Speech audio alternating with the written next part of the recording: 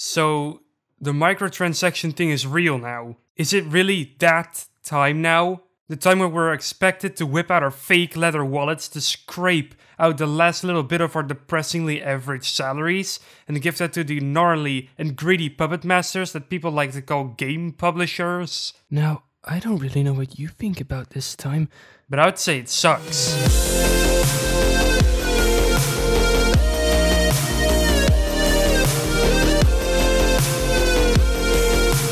Now, you've already heard people like Jim Sterling and Boogie talk about this problem, so you're thinking to yourself, whoa, is this channel going to be a stupid copycat channel? Is this weird blue-looking dude going to talk about stuff that already has been talked about? Well, the answer is yes, in some cases. Sometimes there's going to be a topic I want to join the conversation on, and sometimes it just feels good to be a conversation starter. Not that my channel has much outreach at the moment, but who knows? So is it true that microtransactions, or as I would like to call them, micro cock blocks, are becoming a lot more mainstream than they should? I recently pre-ordered Destiny 2 for the batshit insane price of $100 American. That was before I heard about the way how shaders work now. Now that I've played the first game, it never came to PC, but I have at least heard about the uproar that the microtransdimensional change grabbers brought. Now the first Destiny had microtrans poopies too, for the same reason and product actually, the shaders. But D2 brings it to a whole new level. In the first game, when you bought a shader, it could be applied as many times as your heart desired. But in the sequel, you can only use it once, before you have to throw more cold hard cash to the puppet masters over at Activision. Naturally, people started to lose their shit about this. And honestly, I'm not surprised. Fucking with a system that works for the only purpose of gaining money generally is not well received. But hey, for the rest I've heard that Destiny 2 is a neat game, so I got that going for it. On the other side of the table, however, we got a little known basketball game called NBA 2K18. A game that currently sits at an awful, mostly negative, on Steam's storefront. Do you want to know why that is? Take a wild guess. Is it the gameplay that's too similar to its predecessor? Or is it the graphics that look like an old man's butt? Or did the game change too much? Well, technically it's none of the above. Let's say that the whole game is built around the virtual currency system. In-game you can earn so-called VC, which literally does stand for virtual currency. With that virtual cash, you can buy anything from haircuts to full-fledged abilities. If that sounds crazy to you, it gets wackier! It could get pretty grindy getting those VC coins. However, there is a way out.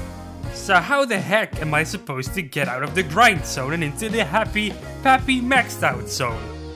Well, you'd have to spend money. A wad of cash. I think the highest package you could buy is like $100. That's quite insane, isn't it? Also, don't forget that this is not a free-to-play game. This is a $50 cash giveaway, but that is the base version.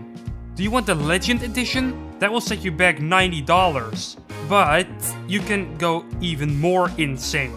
There's a Legend Gold Edition, and that one is a $140 investment! For a AAA game like that, to have such a fierce microtrans stealing system, it really shows how greedy 2K can be. However, they have stated that they're going to make changes to the system that hopefully will remedy the game as a whole. So let's wait for that, shall we? So what's my opinion on all this? Well, if the tone of my voice isn't clear enough, I absolutely despise companies putting these tiny little cash grabs in their games. Look, I understand that free-to-play games often don't have a good enough cash flow through their ads, so they have to figure out something else.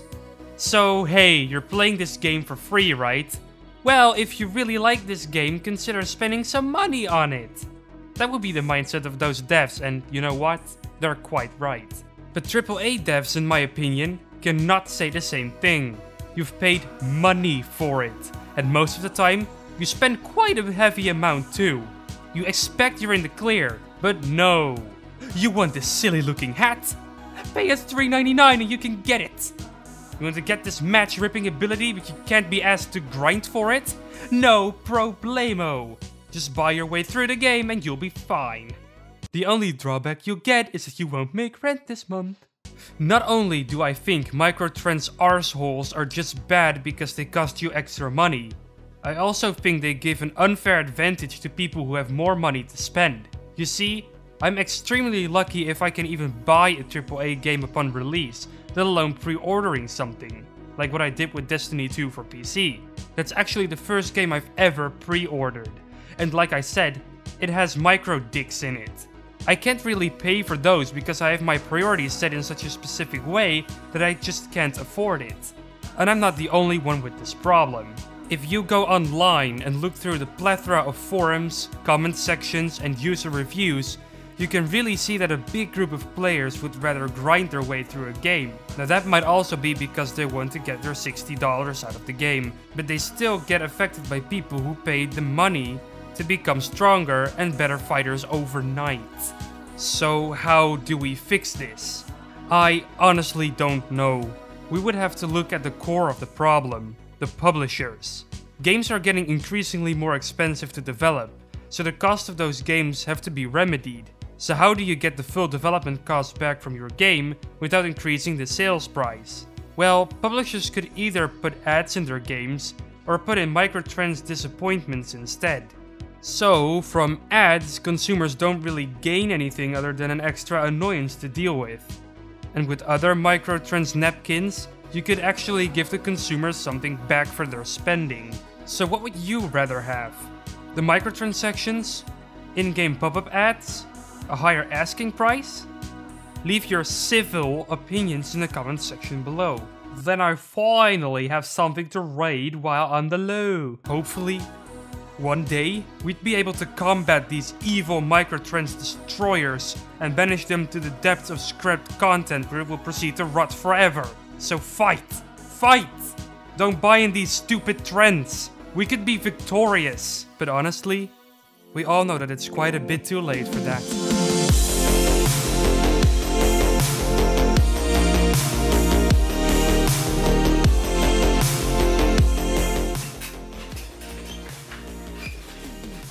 Ooh, I didn't know I acquired world's most squeakiest fucking chair.